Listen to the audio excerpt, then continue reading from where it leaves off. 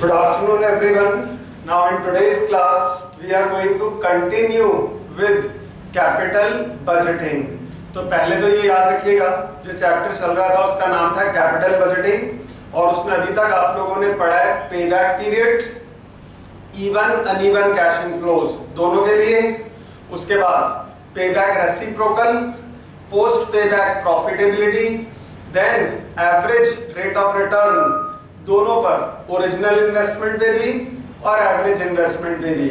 और आज की हेडिंग डाल दीजिएगा नेट प्रेजेंट वैल्यू, राइट। तो please open up your notebooks and write down the heading NPV, short में बोला जाता है और इसका फुल फॉर्म है नेट प्रेजेंट वैल्यू मेथड।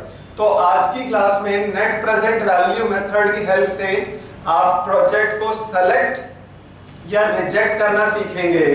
याद रखिएगा, अगर नेट प्रेजेंट वैल्यू किसी एक प्रोजेक्ट का पॉजिटिव आ रहा है तब तो वो प्रोजेक्ट एक्सेप्ट हो जाएगा। पॉजिटिव मतलब वो प्रॉफिटेबिलिटी को शो कर रहा है according to the present value method. लेकिन अगर नेट प्रेजेंट वैल्यू माइनस में आ गई तो इसका मतलब वो लॉस मेकिंग अपॉर्चुनिटी है, वो लॉस बियरिंग प्रपोजल है, तो उसमें आपको इन्वेस्टमेंट नहीं करना है और उस प्रोजेक्ट को आपको रिजेक्ट कर देना है। So if NPV is positive, the project will be accepted, and if the NPV is negative, the project will be rejected. और अगर आपके पास 2 या 3 प्रोजेक्ट हैं तो सबका नेट प्रेजेंट वैल्यू निकालेंगे आप, अभी फॉर्मूला बताते हैं निकालेंगे कैसे आप, लेकिन सबका NPV निकालने के बाद जिसका भी नेट प्रेजेंट वैल्यू ज्यादा होगा बस उसी प्रोजेक्ट को आपको सेलेक्ट कर लेना है। तो NPV 2-3 प्रोजेक्ट्स हो तो कौन सा लेंगे जिसका नेट प्रेजेंट वैल्यू हाईएस्ट होगा, क्योंकि नेट प्रेजेंट वैल्यू प्रॉफिटेबिलिटी को शो करता है, right, by making use of discount factor, by making use of present value techniques. तो उन टेक्निक्स को यूज करके आज हम एनपीवी निकालेंगे और यही आज की हेडिंग है नेट प्रेजेंट वैल्यू।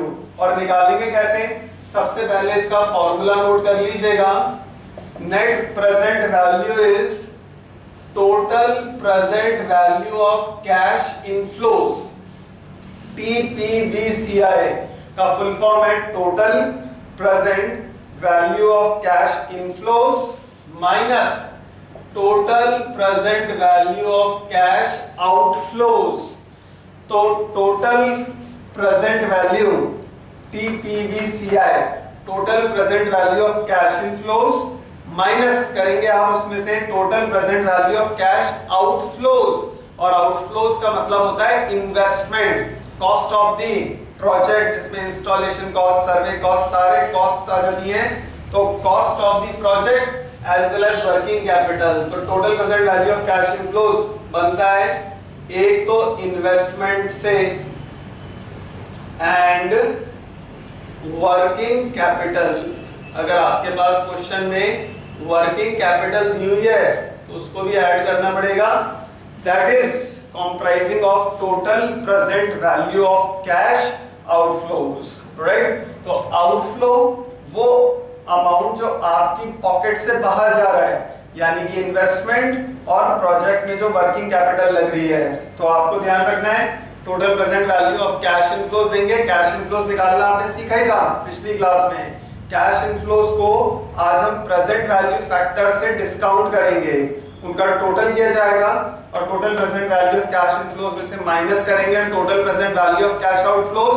अगर ये पॉजिटिव आया प्रोजेक्ट विल बी एक्सेप्टेड, अगर नेगेटिव आया तो प्रोजेक्ट विल बी रिजेक्टेड। और अगर 2-3 प्रोजेक्ट्स होंगे आपको वो लेना है जिसकी वैल्यू सबसे ज्यादा होगी, राइट।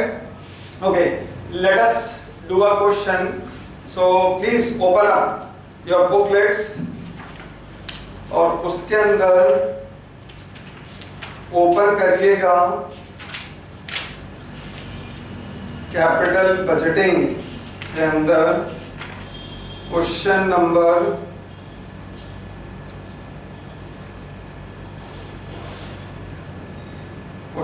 6 भी कर सकते हैं आप, क्वेश्चन नंबर 7 भी कर सकते हैं।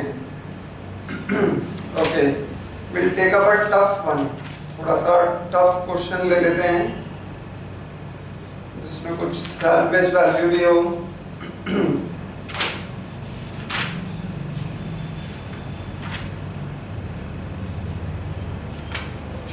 ओके, सबसे पहले तो आपको सिखा दें क्वेश्चन नंबर 7 से। क्वेश्चन नंबर 7 निकालिएगा, page number 109, page number 109, question number 7। इसमें लिखा है the cash inflows of a project which involves an investment outlay of rupees 1 lakh. Investment outlay कितने का है? 1 लाख का। आर एस फॉलोज, ईयर दे रखे हैं, एनुअल कैश इनफ्लोज दिए हुए हैं। तो आपके पास ईयर है और एनुअल कैश इनफ्लोज की वैल्यू दे रखी है, और नीचे दिया हुआ है the discount rate is 18%, is the project viable, suggest using NPV method. अब इस क्वेश्चन में तो डिस्काउंट रेट दे दी, कितनी दी है? 18%। कभी डिस्काउंट रेट नहीं दे रखी हो तो एक रूल याद रखिएगा, आपको हमेशा नेट प्रेजेंट वैल्यू के लिए डिस्काउंट रेट लेना पड़ेगा 10%, राइट? अगर दी हुई है तब तो वही लेना, जैसे इस क्वेश्चन में 18% है तो आज हम 18% ही लेंगे, लेकिन अगर नहीं गिवन होता है तो फिर आपको लेना पड़ेगा 10%, राइट? ओके, तो अब देखो इसमें कैश इनफ्लोज दे रखे हैं और इन्वेस्टमेंट दिया हुआ है। तो आपको सबसे पहले तो फॉर्मेट बनानी है। You are given year in this question, और ईयर है हमारे पास 1 से लेकर 5 तक। We are given the values of annual cash inflows. ये हमें जो given है ये annual cash inflows given है, and they are given in rupees. अभी annual cash inflows तो दे रखे हैं, नहीं भी दे रखे हो तो आपको annual cash inflows निकालने आते हैं। कैसे निकालते हैं हम? सबसे पहले तो आप EBT में से माइनस करेंगे डेप्रिसिएशन, फिर माइनस करते हैं टैक्स, फिर उसके बाद ऐड करते हैं डेप्रिसिएशन, तब आ जाते हैं एनुअल कैश इनफ्लोज। तो वो निकालना भी आता है, पिछली क्लास में और उससे पहले भी आप लोगों ने क्वेश्चंस किए थे। आज की क्लास में हमें एनुअल कैश इनफ्लोज गिवन है डायरेक्टली, तो उनसे स्टार्ट करेंगे हम। और एनुअल कैश इनफ्लोज की वैल्यूज कितनी है? They are rupees 2 lakh, 2 lakh के बाद रुपीज 3 lakhs, देन 4 lakhs। ये नोट कर लीजिएगा आप लोग अपनी अपनी नोटबुक में। You are given the value of annual cash inflows 2 lakh, 3 lakh, 4 lakh, then 3 lakhs again, and 2 lakhs. तो ये annual cash inflows हमें given है, और एक डिस्काउंट रेट भी दे दी। डिस्काउंट रेट कितनी है हमारे पास? डिस्काउंट रेट जो क्वेश्चन में गिवन है वो है 18%, और इन्वेस्टमेंट कितना दिया हुआ है? The value of investment is given in the first line, इसको अंडरलाइन कर लीजिएगा, which involves an initial outlay of rupees 1 lakh। तो इन्वेस्टमेंट हमें गिवन है रुपीज 1 लाख का।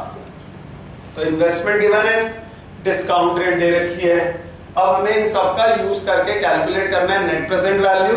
और लास्ट लाइन में ये भी पूछा जा रहा है, is the project viable. Viable का मतलब होता है फाइनेंशियली फीजिबल है या नहीं। वो कैसे पता लगेगा? वो अभी हम एनपीवी निकालेंगे। अगर इस प्रोजेक्ट का नेट प्रेजेंट वैल्यू पॉजिटिव आ गया, मतलब ये प्रोजेक्ट फाइनेंशियली फीजिबल है, वायबल है, तो आप लिख देंगे yes the project is viable. लेकिन अगर एनपीवी नेगेटिव आया, माइनस में आ गया, तो मतलब ये एक लॉस मेकिंग प्रोपोजिशन है, तो आप बता देंगे the project is not viable. Right, so we need to calculate the value of net present value. How do we do that? Just pay attention. Question number ये आर्यन क्वेश्चन नंबर 7 है, 7 page 109 पर question number 7, right? तो अब इसको start करेंगे हम। पहले तो हमें डिस्काउंट रेट को यूज करके यहाँ पर प्रेजेंट वैल्यू फैक्टर जनरेट करना पड़ेगा। डिस्काउंट रेट कितनी दी हुई है हमें? 18%। अब 18% से प्रेजेंट वैल्यू फैक्टर कैसे जनरेट करेंगे? इसके लिए फॉर्मूला ध्यान रखिएगा, 1/1 प्लस आर, राइट? तो 1/1 प्लस आर। आर कितना है? आर मतलब डिस्काउंट रेट। कितनी गिवन है हमें? 18%। तो 18% को लिखा जाएगा 0.18, यानी कि ये हो गया 1.18। अब अगर आपको पहले साल की निकालनी है तो 1 को डिवाइड करो 1.18 से, करो एक बार और बताओ क्या आ रहा है। 1 डिवाइडेड बाय 1.18, हरी अप करो जल्दी से और रिप्लाई करके बताइए कि क्या वैल्यू आ रही है। 1 डिवाइडेड बाय 1.18। यस आयुष 0.847, तो 3 डेसिमल प्लेस तक ले लीजिएगा। ये वैल्यू आ रही है 0.847। अब इज इक्वल टू का बटन दबा दो तो आपके पास दूसरे साल की रेट आ जाएगी। करो इक्वल्स टू का बटन प्रेस करिए। I have calculated it. देखो क्या यही आंसर है क्या आप लोगों का? 0.718। 3 प्लेस तक लेना है आर्यन, 0.84 नहीं, कम से कम 3 डेसिमल प्लेस तक। इज इक्वल टू का बटन दबाओ और देखो कि आप लोगों का 0.718 आ रहा है कि नहीं। 0.718 निकला आर्यन, ठीक है। एक और बार इज इक्वल टू करो, चेक करिएगा 0.6086 आ रहा है। तो एक छोटा सा करेक्शन करिएगा आर्यन, आंसर्स तो बड़ी तेजी से दे रहे हैं। 0.6086 है ये, तो 608 से बेटर होगा आप लिखिए इसको 0.609, राइट। 86 है तो राउंड ऑफ हो जाएगा। 5 या 5 से ऊपर जाते ही आपको इसको अगली प्लेस पर राउंड ऑफ करना पड़ेगा। So this will become 0.609। एक और बार इज इक्वल टू करो। 0.515 बता रहे हैं विक्की, लेकिन आप लोग देखो फिर से एक करेक्शन करना है। ये 0.5157 है, तो जल्दबाजी मत करिएगा। 0.516 हर जगह पर आधा आधा एक एक नंबर कटता जाएगा। इस तरह से राउंड ऑफ नहीं करोगे तो पता लगा आधा आधा एक करते करते कई जगह 5-6 जगह गलतियां होगी, 3-4 नंबर तो वैसे ही कट गए। तो you have to be very very careful. 0.5157 है, मेक इट 0.516, राइट। एक और बार इज इक्वल टू करो, कितना आ जाएगा? 0.437। आंसर हम देखते जा रहे हैं। आयुष फिर भी अच्छा कर रहे हैं, राउंड ऑफ करते जा रहे हैं वो। तो सबसे पहले तो हमने प्रेजेंट वैल्यू फैक्टर जनरेट कर दिया। फॉर्मूला क्या है? 1 डिवाइडेड बाय 1 प्लस आर। तो 1 divided by 1 plus 18% discount rate दिया इस क्वेश्चन में, लास्ट लाइन में लिखा था। तो 18% को कैसे लिखा जाता है? 0.18। 1 डिवाइड बाय 1.18 किया और हमने सारी वैल्यू निकाल ली। अब एक कॉलम बनेगा present value of cash inflows. अब present value of cash inflows कैसे बनेगा वो समझो आप। Present value of cash inflows के लिए हमें ये जो एनुअल कैश इनफ्लोज है उनको उनके सामने वाली वैल्यू से मल्टीप्लाई करना है। हर एक को 3 लाख को 0.718 से, 4 लाख को 0.609 से, हर एक को उनके सामने वाली वैल्यू से मल्टीप्लाई करना और ऐड कर देना है। ऐड करने के बाद जो टोटल आता है उसको बोला जाता है total present value of cash inflows, TPVCI, total present value of cash inflows. कैसे आएगा? करो जल्दी से। फोन किसके आ रहे हैं इतने?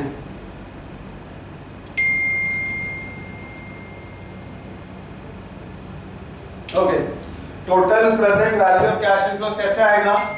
2 लाख उसके सामने वाले से मल्टीप्लाई करना, 3 लाख को उसके सामने वाले से, हर वैल्यू को उसके सामने वाले से मल्टीप्लाई कर दीजिएगा और ऐड ऑन कर दीजिएगा। ऐड करते ही आ जाएगा total present value of cash inflows. So please use your calculators.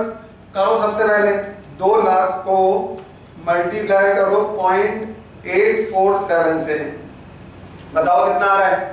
Aryan ने सबसे पहले बता दिया 1,69,400, राइट, द फर्स्ट वैल्यू। ये तो आया 2 लाख को 0.847 से मल्टीप्लाई करके, right. You can watch it. 1,69,400 will be your answer. इसी तरह से 3 लाख को मल्टीप्लाई करो 0.718 से, देखो कितना आ रहा है? आयुष और आर्यन का, अच्छा विक्की ने तो बताई थी सारी values, very good. 2 lakh, then 15,400। तो आयुष भी फटाफट निकाल रहे वैल्यूज को, आर्यन भी निकाल रहे हैं और बाकी स्टूडेंट्स भी कीजिएगा इसको। जय कोशिश करिएगा अपनी वैल्यूज को निकालने का। 2,15,400। नेक्स्ट 4 लाख इंटू 0.609, यह आ जाएगा 2,43,400। 600, राइट, मल्टीप्लाई करते जाइएगा। वैसे अगला है 3 लाख, 3 लाख इंटू 0.516, 1,54,800 है क्या आप लोग का? हाँ, विक्की का भी और आर्यन का भी, दोनों का ही 1,54,800 हो गया। 154,800 की बात उससे पहले बताया था, 87,400। ये हमने अभी चैट ऑप्शन में किसी का आंसर देखकर लिख दिया 1,31,400। आप लोग करेक्ट कर लीजिएगा। It is 87,400। 2 lakh multiplied by 437 will give you 87,400। अब इन सबका टोटल करो और देखो आपका टोटल कितना आ रहा है। इन सबका टोटल करेंगे तो आ जाएगा total present value of cash inflows. तो सबका टोटल कर लीजिएगा और total present value of cash inflows add on करके बताओ 87,400। ओके, आयुष, आर्यन, विक्की सब जवाब दे रहे हैं 8,70,600। In your replies I can see 8,70,400। 8,70,400। तो एक बार चेक कर लेते हैं कि ये आंसर करेक्ट है या नहीं। 243,600, 215,400 and 169,400। परफेक्ट। 8,70,600 है आयुष का, आर्यन का और विक्की का भी। 8,70,600। Even my answer, you can see, it is 8,70,600। तो 8,70,600 ये हो जाएगा total present value of cash inflows. Now what do we do? We are going to put the value in this formula. तो अब हम वैल्यूज को फॉर्मूले में प्लेस करेंगे और देखते हैं नेट प्रेजेंट वैल्यू कितना आ रहा है। So total present value of cash inflows ये हो जाएगी 8,70,600 minus total present value of cash outflow. क्या बताया था आपको? आउटफ्लो किससे मिलकर बना है? इन्वेस्टमेंट प्लस वर्किंग कैपिटल से। अब इस क्वेश्चन में इन्वेस्टमेंट तो दिया हुआ है 1 लाख, लेकिन अपने पास कोई वर्किंग कैपिटल नहीं है। तो वर्किंग कैपिटल नहीं है तो मत लीजिएगा। होती वर्किंग कैपिटल 50,000, 70,000, 2 लाख, 2.5 लाख जितनी भी होती वो इसमें ऐड कर देते, वो भी आ जाता कैश आउटफ्लो के अंदर। अब सॉल्व किया हमने तो नेट प्रेजेंट वैल्यू आ गया ₹7,70,600। राइट, चेक करो सबका। 8,70,600 माइनस 1 लाख कर देंगे, क्या हो जाएगी नेट प्रेजेंट वैल्यू? 7,70,600। तो नेट प्रेजेंट वैल्यू इस क्वेश्चन में पॉजिटिव आ गई, तो मतलब the project will be accepted. ये कंक्लूजन हो जाएगा आपका। द प्रोजेक्ट इज वायबल, पूछा था ना वायबल है कि नहीं, and the project will be accepted. तो जब भी एनपीवी पॉजिटिव होगा प्रोजेक्ट वायबल माना जाएगा, प्रोजेक्ट एक्सेप्टेड हो जाएगा। लेकिन अगर एनपीवी नेगेटिव हुआ then project will be rejected, तो प्रोजेक्ट वायबल नहीं होगा। नोट कर लीजिएगा यहाँ पर, फिर आपको कुछ चीजें और बताते हैं इसमें।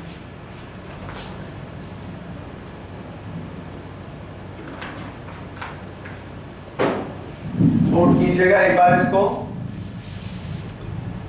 Then we are going to proceed further. Net present value.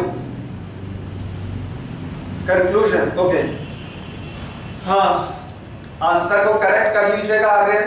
The best answer is 7,70,600. So make this correction 7,70,600 और आयुष कंक्लूजन हो जाएगा since the net present value is positive amount आया ना, since the NPV is positive, comma, therefore the project will be selected या accepted, the project will be accepted। तो आप कुछ भी लिख सकते हैं, अगर viable लिखना है तो आप लिख सकते हैं the project is viable या फिर the project is accepted। ठीक है, ओके। नेक्स्ट, अब ये तो रहा नेट प्रेजेंट वैल्यू, इसी का ही एक वेरिएशन और है।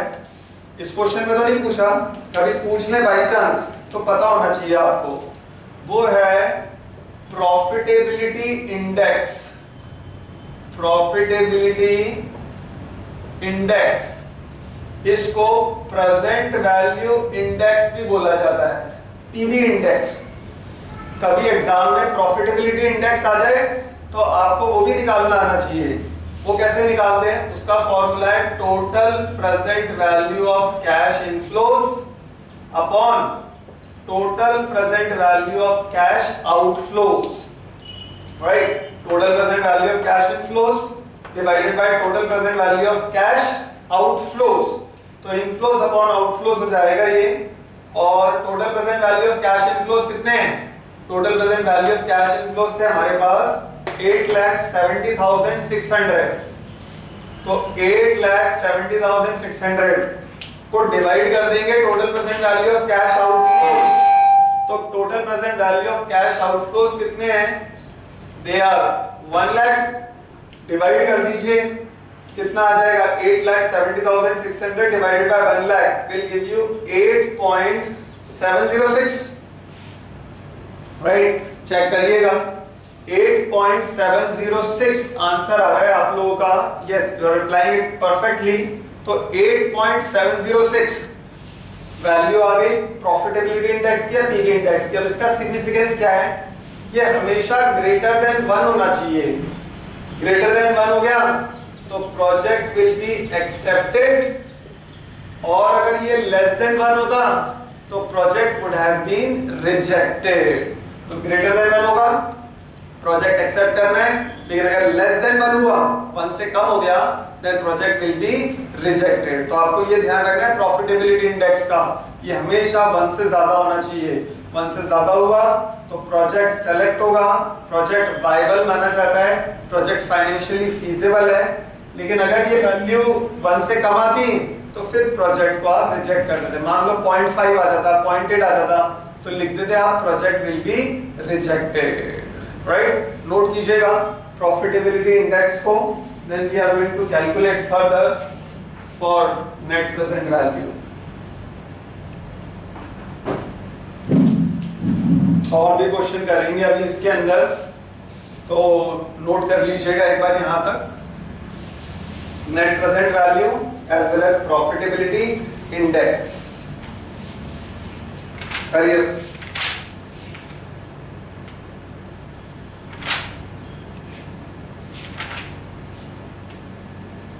Okay, done. प्रॉफिटेबिलिटी इंडेक्स, दूसरा नाम पीवी इंडेक्स। तो अब एक क्वेश्चन निकालो, बड़ा है ये थोड़ा सा। Question number 17, question number 17 which is on page number 112। अब इसके अंदर 3 चीजें पूछी हैं, payback, second point ARR, third point net present value. तो पेबैक और एआरआर निकालना तो होमवर्क है आपका, क्योंकि वो इजी है, कंफर्टेबली निकाल लेंगे। आज की क्लास में क्या सीख रहे हैं आप? Net present value. तो आज हम करेंगे इसके अंदर नेट प्रेजेंट वैल्यू का calculation, page 112 and question number 17। इसमें लिखा है a project requires an initial outlay of ₹1,40,000 and has a scrap value of ₹20,000।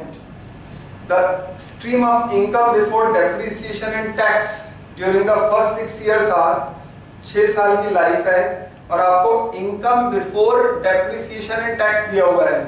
क्या होता है भाई income before depreciation and tax? कोई बता सकता है? Income before depreciation and tax का सिंपल वर्ड्स में मीनिंग क्या है? क्या बोलेंगे income before depreciation and tax को? Hurry up, reply. What do we say about income before depreciation and tax? EBT. Very good Aryan, perfect answer, earnings before taxes. तो लिख लेना, कभी भी आपको income before depreciation and tax दिया हुआ हो तो उसको बोला जाता है ईबीटी। तो ईबीटी हमें दे दी। थर्ड लाइन के बाद लिखा है the rate of return is 10%। तो जो भी रेट ऑफ रिटर्न है उसी को डिस्काउंट रेट लिया जाएगा। तो डिस्काउंट रेट क्या हो जाएगी इस क्वेश्चन में? 10%। ये लिखते जाना। अपनी नोटबुक्स में the discount rate is 10% and the tax rate is 50%। Tax rate कितना दिया हुआ है? 50%। The project has a life of 6 years, life 6 साल है, 6 साल के हमारे पास ईबीटी भी दे रखे हैं and depreciation is done on straight line basis. तो स्ट्रेट लाइन बेसिस पे ही करते हैं डेप्रिसिएशन हम, और उसका फॉर्मूला भी पता है आप लोगों को। What is the formula to calculate the value of depreciation? Investment minus salvage value upon n, n मतलब life of the project in years. तो डेप्रिसिएशन भी निकालेंगे हम और उसके बाद नेट प्रेजेंट वैल्यू निकालेंगे। क्वेश्चन इंपॉर्टेंट है, काफी सारी चीजें यहाँ पर, अब उनको यूज करेंगे। देखो कैसे, सबसे पहले तो हम लिख लेते हैं इसके अंदर ईयर, राइट। कैलकुलेटर्स अपने साथ रखिएगा क्योंकि इस क्वेश्चन में कैलकुलेशन बड़ी लंबी है। ईयर्स हमें दिए हैं 1 to 6 और ईयर्स के साथ साथ हमें गिवन है क्वेश्चन में ईबीटी रुपीस में। तो we are given the value of years, years के बाद ईबीटी, ईबीटी के बाद हम लोग कैलकुलेट करेंगे इसका डेप्रिसिएशन, और डेप्रिसिएशन माइनस करते हैं तो आ जाता है EBT after depreciation, earnings before taxes but after depreciation, क्योंकि हमें पहुंचना है पहले एनुअल कैश इनफ्लोज तक। एनुअल कैश इनफ्लोज आएंगे तभी तो total present value of cash inflows आएगा, वो ही नहीं आएगा तब तो कुछ भी नहीं आ पाएगा। पिछले क्वेश्चन में तो हमें एनुअल कैश इनफ्लोज डायरेक्टली दे दिए, इसमें नहीं दिए, तो इसमें सारा काम करना पड़ेगा। ईबीटी में से पहले डेप्रिसिएशन माइनस करना, तो आएगा ईबीटी आफ्टर डेप्रिसिएशन। फिर टैक्स माइनस करिएगा, टैक्स रेट दिया अपने को 50%, जो टैक्स आएगा वो माइनस किया, राइट। फॉर्मूले डाले because we already taken down the फॉर्मूले।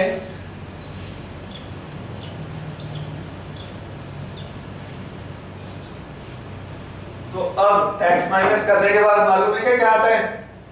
टैक्स माइनस कर देंगे EAT, earnings after taxes.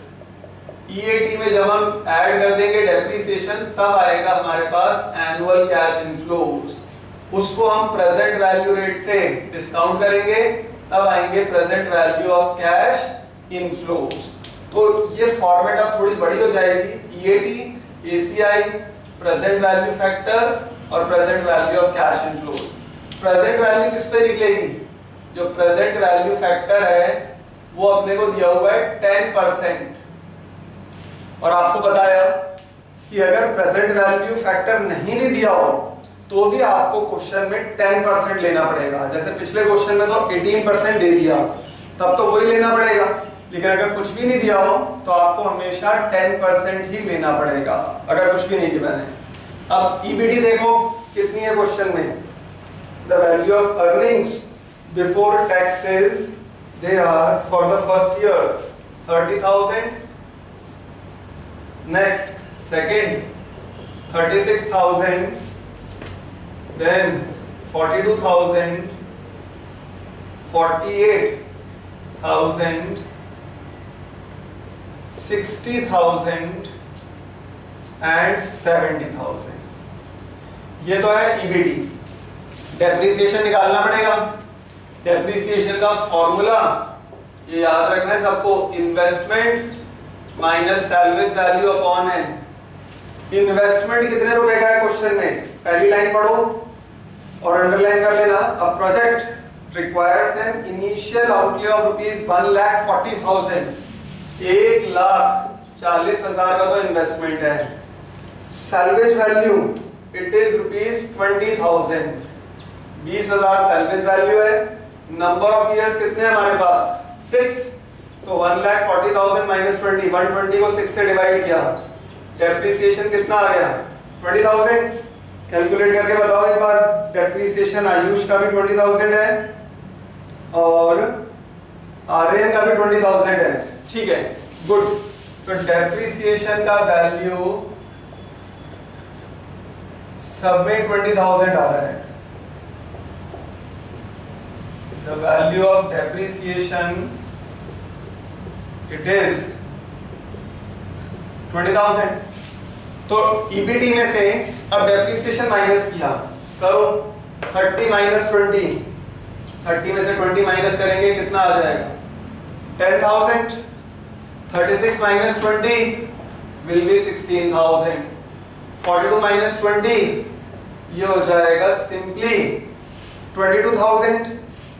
48 minus 20 ये हो जाएगा 28,000। देन 60 माइनस 20 ये हो जाएगा 40,000। 60 में से 20 गए। 70 माइनस 20 ये हो जाएगा 50,000। एक बार अपनी वैल्यूज को वेरीफाई करिएगा और बताइए यही आ रही है कि नहीं। 10,000, 16,000, 22,000, ठीक है। आयुष करेक्ट है। 28,000, 40,000 और 50,000, राइट। टैक्स रेट जो दिया है क्वेश्चन में वो 50% है, तो 10,000 का 50% कितना हुआ 5,000। 16 का 50% इट इज 8,000। 22 का 50% 11,000 आ जाएगा। 28 का 50% 14,000। 40,000 का 50% निकाला कितना हो गया 20,000 और 50,000 का 50% निकाला आपने वो हो जाएगा 25,000। तो ये प्रोसेस पहले भी समझाया जा चुका है, तो ये एक तरह से रिवीजन हो रहा है आपका। कैश इनफ्लोस तो निकालने पड़ेंगे, चाहे पेबैक हुआ चाहे नेट प्रेजेंट वैल्यू हुआ। और अब ये ईबीटी आफ्टर डेप्रिसिएशन में से टैक्स माइनस कर दो, तो 10,000 माइनस 5,000 किया, क्या वैल्यू आ गई है 5,000। 16 में से 8 माइनस किया 8,000। 22 में से 11 माइनस किया 11,000। 28 में से 14 माइनस किया 14,000। 40 माइनस 20 20,000 और 50 minus 25 will give you 25,000। Annual cash inflows कैसे आता है, किसी को याद है क्या? ईएटी आ जाए तो उससे एनुअल कैश इनफ्लोस कैसे निकालते हैं? रिप्लाई करो अपने रिप्लाई ऑप्शंस के through. How do we get annual cash inflows? हाँ आयुष और Vicky, very good. You will have to add depreciation. तो रिप्लाईज देखते रहते हैं स्टूडेंट्स, एकदम से स्पॉन्टेनियसली रिप्लाई करते हैं, वेरी गुड। ईएटी में हम डेप्रिसिएशन ऐड कर देते हैं तो आ जाता है एनुअल कैश इनफ्लो। वो पूरी स्टेटमेंट आपको हमेशा याद रखनी है। तो ईएटी है 5,000, उसमें डेप्रिसिएशन ऐड ऑन किया तो annual cash inflow first year का आ गया 25,000। ये बड़ा जरूरी है निकालना, इसके बिना मुश्किल हो जाएगा। 8,000 में 20,000 ऐड किया तो एनुअल कैश इनफ्लो आ जाएगा 28। तो हर ईएटी की वैल्यू में डेप्रिसिएशन को ऐड कर देना। 11,000 में 20,000 ऐड किया 31। 14,000 में 20 को ऐड किया 34,000। 20 प्लस 20 40,000। 25 प्लस 20 ये हो जाएगा 45,000। तो एनुअल कैश इनफ्लोस भी आ गए अपने पास। अब एनुअल कैश इनफ्लोस आ गए तो हम प्रेजेंट वैल्यू रेट निकालेंगे। फॉर्मूला क्या बताया आपको 1/1 प्लस आर। रेट कितनी दी है 10%। 10% को कैसे लिखा जाएगा 0.10। तो अब 1 को डिवाइड करो 1.10 से और 1 को डिवाइड करो 1.10 से, बताइए क्या आ रहा है।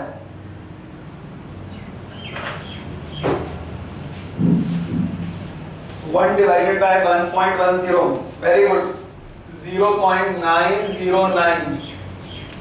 अब इज इक्वल टू का बटन प्रेस करो तो आपके पास आ जाएगा 0.826। एक और बार इज इक्वल टू प्रेस करिएगा और बताइए क्या आ रहा है। एक और बार इक्वल्स टू प्रेस किया, यू हैव 751। एक और बार इक्वल्स टू प्रेस करिएगा, बताओ कितना आ रहा है 683। ठीक है, एक और बार इज इक्वल टू प्रेस करो 0.620 आ गया 0.6209 आ रहा होगा। ये विक्की ने बिल्कुल सही बताया है, इसको राउंड ऑफ करेंगे तो 0.621 हो जाएगा। ये राउंड ऑफ जरूर करते रहना। 0.621 हो गया और आखिरी का लास्ट वैल्यू 0.56 के आगे कितना है विक्की ने तो बता दिया, बाकी सब बताओ।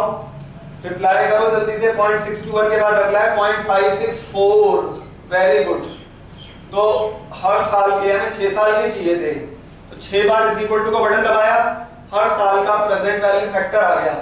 अब आगे का काम आसान है, 25,000 को मल्टीप्लाई करो 0.909 से और अपनी वैल्यू चेक कराते जाना। 25,000 इंटू 0.909 ये आ जाएगा 22,725 देन 28,000 इंटू 0.826 ये हो गया 23,128। हर एक वैल्यू को उसके सामने वाले प्रेजेंट वैल्यू से मल्टीप्लाई करना है, तो 23,128 के बाद अगला वैल्यू ये हो जाएगा 31,000 इंटू 0.751 ये आ रही है 23,281। Right Vicky, very good. अगला 34,000 इंटू 0.683 ये 34,000 को 0.683 से मल्टीप्लाई किया तो 23,222। चेक करिएगा एक बार, 23,222। हाँ, आर्यन का भी यही है, आयुष का भी यही है, गुड। उसके बाद नेक्स्ट है 40,000 इंटू 0.621 24,840 और लास्ट है 45,000 इंटू 0.564 यह है 25,380। 25,380 ठीक है आपका, 24,840 भी सही है। तो बिल्कुल सही वैल्यूज आ गई हैं हमारे हाथ में। तो अब यहां तक तो वैल्यूज निकालना बड़ा इजीली हो गया अपना। एनुअल कैश इनफ्लोस को पिछले क्वेश्चन में भी हमने मल्टीप्लाई किया था और ऐड किया था, लेकिन यहां पर एक छोटा सा एडजस्टमेंट और होगा। इस क्वेश्चन में हमारे पास सैल्वेज वैल्यू भी दे रखी है, तो सैल्वेज वैल्यू भी आप ही की इनकम है। सैल्वेज वैल्यू का मतलब होता है कि 6 साल तक आपने मशीन काम में ली और उसका बेच दी। सैल्वेज वैल्यू कितनी है? रिप्लाई करो जल्दी से। How much salvage value is given in this question? Salvage value scrap value दे रखी है सेकंड लाइन में ₹20,000। देखो 20,000 है, आर्यन को और आयुष को तो मिल गई। Vicky has also got it. 20,000 salvage value है। तो सैल्वेज वैल्यू भी आप ही का ही पैसा है, आप ही की इनकम है, जो आपको इस प्रोजेक्ट की शेल्फ लाइफ के बाद में मतलब 6ठे साल में मिलेगी। तो इसको भी लास्ट में लिखना, क्या? SV, salvage value. और अगर अपने पास वर्किंग कैपिटल होती ना तो वो भी लेना पड़ता। वर्किंग कैपिटल अगर होती क्वेश्चन में, अभी तो नहीं है, लेकिन अगर होती आपके पास तो उसको भी लेना पड़ता। राइट, वो सब टर्मिनल कैश इनफ्लोज के अंदर आ जाता है। टर्मिनल मतलब लास्ट, आखिरी का कैश इनफ्लो। वो किससे मिलकर बनता है? एक तो सैल्वेज वैल्यू से और एक वर्किंग कैपिटल से। सैल्वेज वैल्यू आपने मशीन बेच दी, 20,000 रुपए मिल रहे हैं। वर्किंग कैपिटल प्रमोटर्स शुरू में डालते हैं, मान लो 1 लाख रुपए या 50,000 रुपए वर्किंग कैपिटल डाल दी। जब प्रोजेक्ट बंद होता है, प्रोजेक्ट शेल्फ कर दिया जाता है, प्रोजेक्ट को डिस्पोज करते हैं, तो वो जो प्रमोटर्स होते हैं वो 50,000 जो वर्किंग कैपिटल शुरू में डाली थी उसको वापस ले लेते हैं, वापस निकालते हैं। तो वो भी इनकम मानी जाएगी। तो टर्मिनल कैश इनफ्लो दो चीजों से मिलकर बनता है, सैल्वेज वैल्यू और वर्किंग कैपिटल। अब इस क्वेश्चन में वर्किंग कैपिटल नहीं है तो मत लेना, लेकिन सैल्वेज वैल्यू दे रखी है। कितनी है हमारे पास सैल्वेज वैल्यू? 20,000। तो सैल्वेज वैल्यू भी आपको लेनी पड़ेगी, जो कि अपने को दे रखी है 20,000 रुपए, और इसको लास्ट ईयर के डिस्काउंट फैक्टर से मल्टीप्लाई करना है। अब स्टूडेंट्स कहते हैं सर पहले साल ये दूसरे साल से क्यों नहीं करते? क्योंकि ये सैल्वेज वैल्यू ना तो आपको पहले साल में मिल रही है, ना दूसरे साल में मिल रही है, ना तीसरे, ना चौथे, ना पांचवे, ना छठे साल में जब ये प्रोजेक्ट को आप स्क्रैप कर दोगे, शेल्फ कर दोगे, तो आपको 20,000 रुपए मिल जाएंगे। तो क्योंकि ये लास्ट ईयर में मिली है, इसलिए इसको लास्ट ईयर की डिस्काउंट रेट से डिस्काउंट करना है। तो करो 20,000 को 0.564 से मल्टीप्लाई। 20,000 into 0.564 ये जाएगा 11,280। अगर ये नहीं किया एग्जाम में आपने तो बहुत सारे नंबर कट जाएंगे और आपका आंसर ही नहीं आएगा।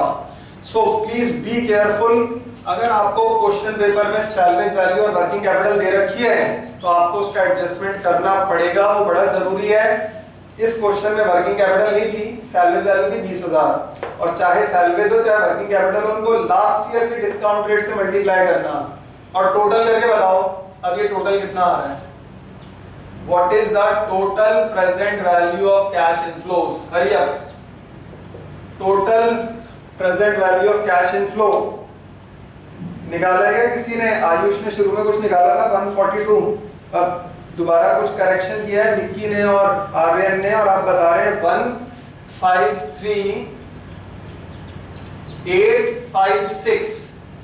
Right? The answer which you are giving me, Aryan, Vicky and other students, Ayush is also giving the same answer 1,53,856.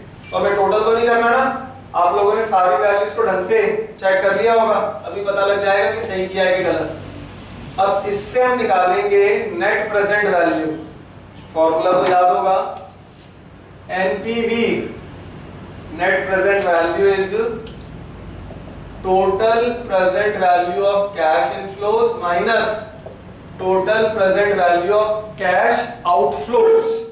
तो इनफ्लोज माइनस आउटफ्लोज ये हो जाएगा नेट प्रेजेंट वैल्यू का फॉर्मूला और हमें यहाँ पर यूज करना है 1,53,856 माइनस आउटफ्लो। आउटफ्लो के लिए इन्वेस्टमेंट कितने रुपए का दिया था, ढूंढो क्वेश्चन में जल्दी। The value of investment was rupees 1,40,000, तो 1,40,000 माइनस करिएगा तो हमारे पास ये आ जाएगा 13,856। एनपीवी पॉजिटिव आया है, project will be accepted, but first let me just check the answer. Answer last में दिया हुआ है 13,856, बिल्कुल एग्जैक्ट आंसर है, परफेक्ट आंसर। तो ठीक है, टोटल बहुत बढ़िया किया था आप लोगों ने 1,53,856 और सॉल्व करके हमारे पास नेट प्रेजेंट वैल्यू आ गया 13,856, राइट। अब इसी के साथ मान लो प्रॉफिटेबिलिटी इंडेक्स भी बोला जाता है निकालने को, तो प्रॉफिटेबिलिटी इंडेक्स ये कैसे निकालेंगे, total present value of cash inflows upon total present value of cash outflows. इस क्वेश्चन में तो नहीं था, इसमें तो केवल एनपीवी बोला है, लेकिन फिर भी ये भी पता रहना चाहिए। तो total present value of cash inflow कितने हैं, 1,53,856 अपॉन 1,40,000। तो अब एक बार सॉल्व करो और बताइए कितना आ रहा है, 1,53,856 अपॉन 140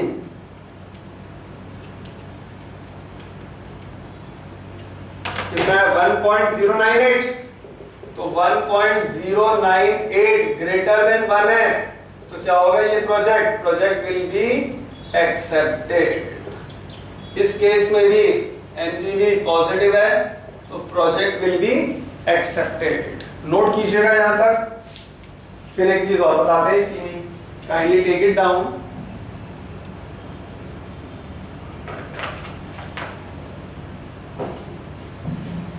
नोट कर लीजिएगा, net present value as well as profitability index.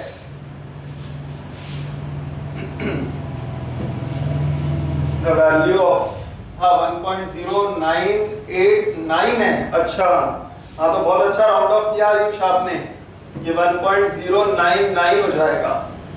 Very good, greater than 1 the project will be accepted, right. तो ग्रेटर देन 1 होना चाहिए, इक्वल टू 1 भी नहीं, लेस देन 1 भी नहीं। लेस देन 1 हुआ, लेस देन इक्वल टू 1 में प्रोजेक्ट विल बी रिजेक्टेड। तो profitability index has to be more than 1, greater than 1 होना जरूरी है, तभी ये प्रोजेक्ट एक्सेप्ट होगा। अब इसमें एक छोटा सा और लिख लीजिए, टॉपिक इससे रिलेटेड है, डिस्काउंटेड पेबैक पीरियड, वो भी सीख लीजिएगा, वो भी कवर हो जाएगा, उसमें भी ज्यादा टाइम नहीं लगेगा। डिस्काउंटेड पेबैक पीरियड, जैसे पेबैक पीरियड होता है ना, उसी तरह से निकाल लेते हैं हम डिस्काउंटेड पेबैक पीरियड, राइट। तो पहले तो डिस्काउंटेड पेबैक पीरियड का आपको फॉर्मूला बताते हैं। ये पूरी वर्कशीट दोबारा नोट करने की जरूरत नहीं है। डिस्काउंटेड पेबैक पीरियड के लिए हमारे पास एनुअल कैश इनफ्लोस थे 10% डिस्काउंट यूज करके पीवीसीआई वो आप लोगों ने निकाल रखा है। तो डिस्काउंटेड पेबैक पीरियड के लिए एक एक्स्ट्रा कॉलम बना देते हैं। अगर आपके पास जगह हो तो यहाँ बना देना, नहीं तो नीचे बना देना। और वो कॉलम किसका है? वो है cumulative present value of cash inflows का। जैसे हम क्यूमुलेटिव करते थे ना, किसका? पेबैक पीरियड के अंदर कैश इनफ्लोस का क्यूमुलेटिव किया जाता था। क्यूमुलेटिव वर्ड का मतलब होता है करंट वैल्यू में ऊपर वाली वैल्यूज को ऐड ऑन करते हुए जाना। ऐड ऑन करते हुए चलेंगे हम, जैसे पेबैक में करते थे कैश इनफ्लोस का, वैसे इसमें करेंगे। किसमें? मेथड के अंदर जिसका नाम है डिस्काउंटेड। अगर इस क्वेश्चन में बोलते डिस्काउंटेड पेबैक पीरियड भी निकालो, या कोई और क्वेश्चन आ जाए जिसमें निकालना हो आपको डिस्काउंटेड पेबैक पीरियड, तो पता तो होना चाहिए ना कैसे निकालेंगे हम। तो उसके लिए हमें cumulative present value of cash inflows बनाने पड़ेंगे। क्यूमुलेटिव का मतलब है करंट वैल्यू में ऊपर वाली वैल्यूज को ऐड ऑन करते हुए चलना। जैसे कि 22,725 के ऊपर तो कुछ है नहीं, तो ये तो हो गया 22,725, इसके ऊपर कुछ है नहीं। लेकिन अब 23,128 में ये 22,725 ऐड करो और बताओ कितना आ रहा है। 23,128 प्लस 22,725, चेक करिएगा एक बार। 45,853 ये आ रहा है कि नहीं? 45,853 आ गया। अब इसमें 23,281 ऐड करो, 23,281, ये आ गया 69,134। आ रहा है सभी का? राइट, वेरीफाई करते जाइएगा। अब इसमें अगला 23,222 ऐड कर दो और बताओ कितना आ रहा है। ये 92,356, देखो एक बार 92,356। हाँ विकी, परफेक्ट निकाला है आपने। उसके बाद अगला ऐड करो 24,840, ये हो गया 1,70,196, राइट। 17,196 प्लस 25,380, ये हो जाएगा 142,576, 142,576। लास्ट में स्क्रैप ऐड करना चाहे तो आप कर सकते हैं 1.280। तो ये लास्ट की वैल्यू आप देखना, ये इसके बराबर ही आ जाएगी। ये दोनों हमेशा सेम ही आते हैं। अब हमें डिस्काउंटेड पेबैक पीरियड के लिए एक चीज तो याद रखनी है कि इसमें क्यूमुलेटिव करना पड़ेगा present value of cash inflows का, राइट। तो क्यूमुलेटिव हमने कर लिया present value of cash inflows का। अब इसमें फॉर्मूला रखिएगा, डिस्काउंटेड पेबैक पीरियड का फॉर्मूला है नंबर ऑफ कंप्लीटेड इयर्स। ये जगह कम पड़ गई तो यही लिख देते हैं, number of completed years plus original outlay remaining upon present value of cash inflow of next year. तो फॉर्मूला ध्यान रखिएगा, सेम फॉर्मूला है पेबैक पीरियड का, अनइवन वाला, क्योंकि हर साल अलग अलग है ना cash inflow. Number of completed years plus original outlay remaining upon payback period में होता था annual cash inflow of next year, यहां पर होगा present value of cash inflow of next year. Next year थोड़ा छोटा छोटा सा हो गया, बड़ा लिख देते हैं इसको ताकि विजिबल हो, present value of cash inflow of next year. तो अब आप लोकेट करो कि जो हमारा इन्वेस्टमेंट था कितने रुपए का था, 1,40,000 का। इन्वेस्टमेंट ढूंढना है कि वो कहां पे लाई करता है। 1,40,000 ना तो 22,000 में आता है, ना 45 में आता है, ना 69, ना 92, वो आता है 1,40,000 आता है, एक 17 और एक 42 के बीच में, राइट। देखो 1,40,000 117 और 142 के बीच में आ रहा है। तो कंप्लीट ईयर्स कितने माने जाएंगे? कंप्लीट ईयर्स माने जाएंगे हमारे पास 5। नंबर ऑफ कंप्लीटेड ईयर्स ये तो हो गए 5, ठीक है। अब देखो ध्यान से, 5 साल तक आपने 1,17,196 तो रिकवर कर लिए, तो 1,40,000 में से 1,17,196 रिकवर कर लिए, बचा कितना? निकालो जल्दी से। 1,40,000 माइनस 1,17,196 माइनस किया तो 22,804 आ गया, ये 22,804, राइट। तो ओरिजिनल आउटले रिमेनिंग पहले तो हमने देखा कि 1,40,000 किसके बीच में आ रहा है, वो यहां तक तो आ ही नहीं रहा, तो पहले छोटी छोटी वैल्यू वो आता है 1,17 और 1,42 के बीच में, 1,17 और 142 के बीच में आ रहा है 140। तो इसमें कंप्लीट ईयर्स कितने माने जाएंगे? 5 या 6? 6 तो माना नहीं जाएगा, क्योंकि 6 के पूरा होने से पहले ही कहीं पर हमने इन्वेस्टमेंट की रिकवरी कर ली, राइट। तो कंप्लीट ईयर्स कितने माने जाएंगे? कंप्लीट ईयर्स माने जाएंगे 5। 5 साल तक आपने 117,196 रिकवर कर लिए, तो आउटले रिमेनिंग कितना रह गया? 22,804। अब इसको डिवाइड करोगे present value of cash inflow of next year से, तो जो इंटरवल सेलेक्ट हुआ है उसके अगले साल की present value of cash inflow लेना है।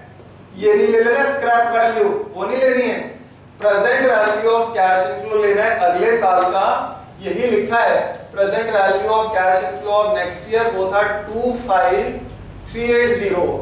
तो अब एक बार सॉल्व करके बताओ ये कितना आ रहा है? 22,804 डिवाइडेड बाय 25,380, 0.8985, तो 0.899 हो जाएगा ये। तो इसका मतलब 5.899 इयर्स, ये हो जाएगा हमारा डिस्काउंटेड पेबैक पीरियड, राइट। तो अब इसको नोट कर लीजिएगा और ये याद रखना, डिस्काउंटेड पेबैक पीरियड भी हमेशा कम से कम होना चाहिए।